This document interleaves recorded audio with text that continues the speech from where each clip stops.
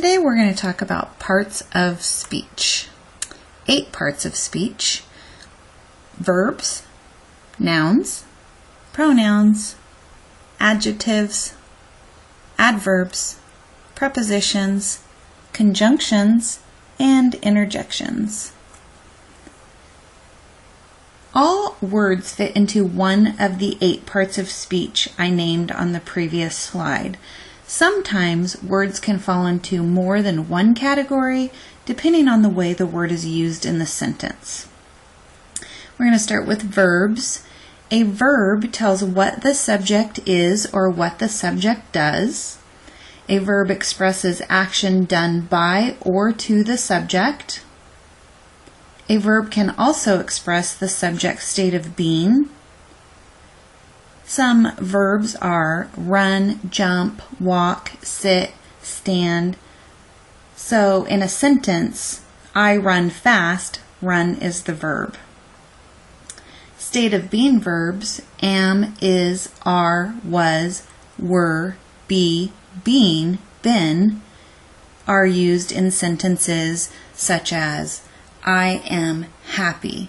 Am is the verb. Nouns. A noun can name a person, a place, a thing, or an idea. This is a table listing different nouns and why they fall into the noun category. So you can see here that an employee is a person, so that would be a noun. It falls into the person category. Tammy names a specific person. State is a place. Washington is a place, but it names a specific place. Computer is a thing, and love is an idea. When you think about nouns, you learned when you were very young that a common noun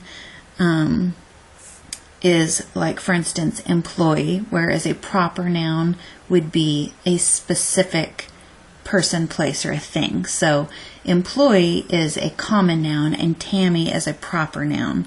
State is a common noun, and Washington is a proper noun. You'll find that most proper nouns will be capitalized. They'll be uppercase, capital letter. Pronouns. We use pronouns to take the place of a noun or a group of nouns. We like to have a little bit of variety in our writing. It would sound funny if we used the person's name over and over in a paragraph. So instead, well, here's an example of how redundant it would be to use the same person's name over and over. Tammy went for a jog. Tammy jogged through the park. Tammy feels great. Instead, we would say, Tammy went for a jog. She jogged through the park. She feels great. Using the pronouns makes the paragraph much more interesting. You should know that when you use pronouns, like, for instance, I used the pronoun she to replace Tammy. Tammy is the antecedent of that pronoun. So when it's just a term that you'll hear when you're learning English grammar. Adjectives. An adjective modifies a noun or a pronoun. Adjectives are describing words. If the word describes what kind, how many, or which one, it is an adjective. Articles are also considered adjectives. An article introduces a noun. There are 3 in the English language that we use: a, an, the. And I've just used a couple examples of adjectives here in these sentences. The friendly girl smiled. The beautiful girl smiled. The sweet girl smiled. The adjective modifies or gives it kind of describes the girl. Adverbs. Adverbs modify a verb, an adjective, or other adverbs. Most words ending in ly are adverbs, but there are some exceptions to that rule. Some of the exceptions are friendly, lively, lonely, lovely, and ugly. The reason why those are exceptions is because they're actually adjectives instead of adverbs. If the word answers the question when, where, why, how, or to what extent, then it's an adverb. An example, the student politely asked a question. Well, we know that student is the subject. What did the student do? The student asked a question, so asked is the verb. And how did they ask? They asked politely. So politely modified the verb. So that's an adverb there. Prepositions. A preposition relates a noun or a pronoun to another part of the sentence. Look at the example I have there. This is kind of a interesting way to teach prepositions rather than go through a difficult explanation. You can look at the sentence where I have the blank, the toddler crawled blank the balance beam. So what words could you use in that blank? If you can use a word in that blank that makes sense, it's a preposition. So what it's doing is it's explaining the relationship between where the toddler crawled and the balance beam, the noun. So you can see this toddler, she's crawling under the balance beam or around the balance beam. So under, around can be used. The toddler crawled under the balance beam. The toddler crawled around the balance beam. The toddler crawled on the balance beam. The toddler crawled across the balance beam.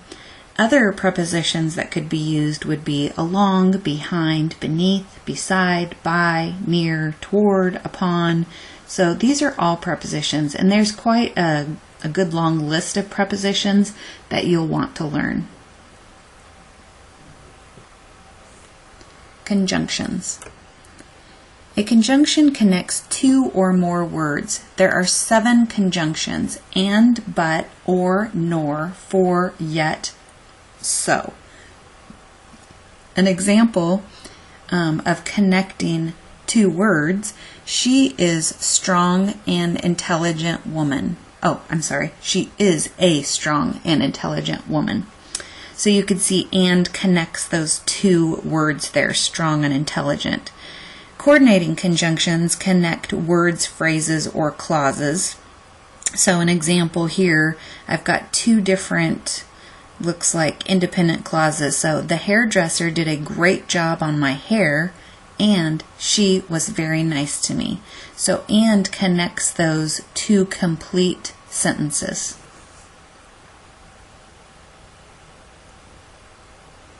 A good acronym to remember coordinating conjunctions that I've seen a lot in books and online is fanboys. If you can remember fanboys, then you can put together those 7 coordinating conjunctions. Yeah, so go ahead and at some point write these down so that you can remember them. Interjections. An interjection is a word or words that express a strong emotion or a sudden feeling. Interjections are not grammatically connected to the rest of the sentence and are often followed by an exclamation point. So these are some examples of interjections. Oh gosh, yikes, ouch, hooray, and wow. Even when you say them, you just want to emphasize, like by putting an exclamation point afterwards, because they do stand out. So, wow, your hair looks terrific. So you could see that that is a good example of an interjection at the beginning of a sentence. Hooray, I aced my final exam. In conclusion, what you've learned in this video is that a verb expresses action done by or to the subject, expresses a state of being of the subject. A noun names a person, a place, a thing, or an idea. Pronouns take the place of a noun or a group of nouns. Adjectives modify a noun or a pronoun. Adverbs modify a verb, an adjective, or another adverb. Prepositions relate a noun or a pronoun to some other part of the sentence. Conjunctions connect 2 or more words, phrases, or clauses. interjections, word or words that express a strong emotion or a sudden feeling. Thank you for watching.